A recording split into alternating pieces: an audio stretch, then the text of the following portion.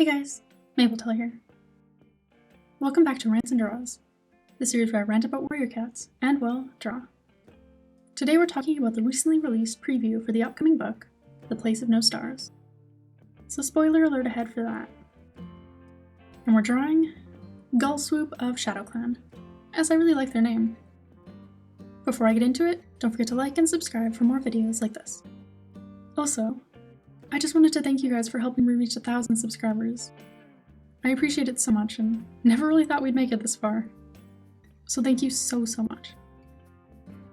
I wanted to do a little subscriber special this week, but I was a bit blindsided by all the warrior cats news that came out recently, and I'm having a little trouble keeping up.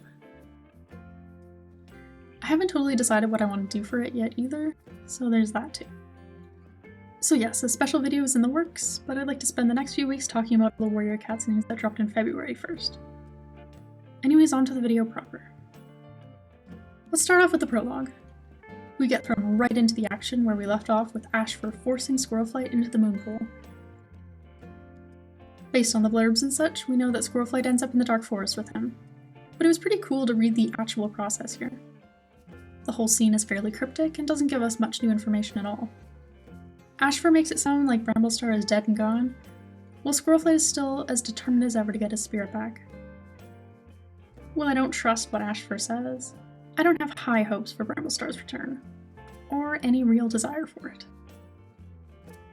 Chapter 1 has us return to Bristlefrost, and I was super surprised to have Flipclaw come back here after his wander. It had kinda slipped my mind, and now I remember how sad I am that he chose to leave the tribe. It was nice he mentioned Feather though. I miss him. And it was so funny to me to read that Thornclaw only lasted a week on his wander. Like after all that drama he caused. Come on, man. Unlike the prologue, we learn a lot in Chapter 1. It was good to hear a bit about Greystripe and to learn that Snaptooth and Flywhisker had decided to become kitty pets. Limeblaze also returns and tells everyone what we already know. That Ashfur is gone.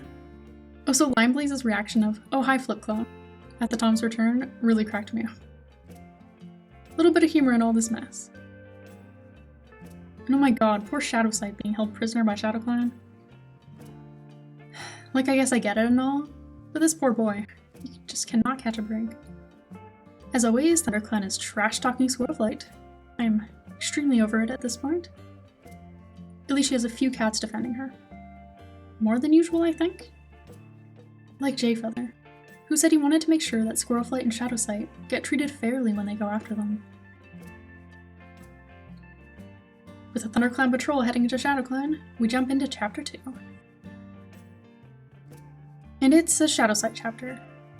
As usual, his chapter is pretty frustrating, because I want so bad for someone, anyone, to listen to him. Yes, he made a mistake with Ashfur way back when, but he's been trying so hard to make it right, and everyone is constantly brushing him off. And they really be making Shadowsight hide out with a try with Tawnyfelt, huh? I mean, okay. Maybe he'll meet up with Greystripe. That could actually be interesting. Or, that's what I would say, if they didn't get caught by Limeblaze and company, like, right away. The big argument with all the clans got pretty heated, and I love Shadowsight stepping up and being willingly imprisoned again, so no one else would get hurt because of him. Also, I'm assuming SkyClan is late here because of what Rootspring saw at the Moonpool. I'm interested to see how that pans out. Overall though, not much actually happened this chapter. We're just kind of exactly where we started. Chapter 3, last but not least, a Rootspring POV. He finds a SkyClan patrol and tells them what he witnessed. Or tries to. Because this is the broken code, no one seems to believe him. Like, why the heck would he lie about this? Is it really that crazy that Ashfur and Squirrelflight disappeared into the Moonpool after all the insane stuff that's been happening with the clans right now? No. At least Hawkwing backs him up. And so does Leafstar. SkyClan really does have the best leadership right now. By a lot, in my opinion. Also, the writers are putting a lot of focus on the line that's been in both the last two chapters. In the future, the clans will wonder how any cat could have been so flea-brained, if there are any clans left to remember. Is this a simple way to tie the two chapters together, or an ominous bit of foreshadowing? Who can say? After some more fighting, it was good to see everyone getting back on the same page after Rootspring intervenes. So I loved getting a scene with all of our protagonists together. I really missed that in the last book. Finally, some cats to defend Shadowsight. We leave off with plans to go to the moon pool. And well, that's about it for me. So enjoy the rest of the drawing.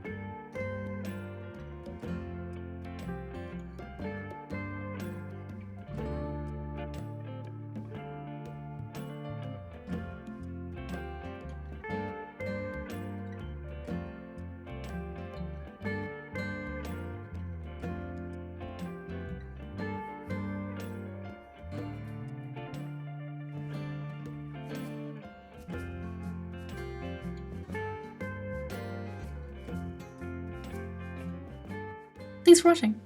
I quite like these chapters, and I'm super curious as to where this book is going to go. My biggest hope is for more Rootspring, Bristlefrost, and Shadowsight together, because those are always my favorite bits of these books. If you've given this preview a read, let me know what you think. Hope you enjoyed, and I'll see you next Thursday.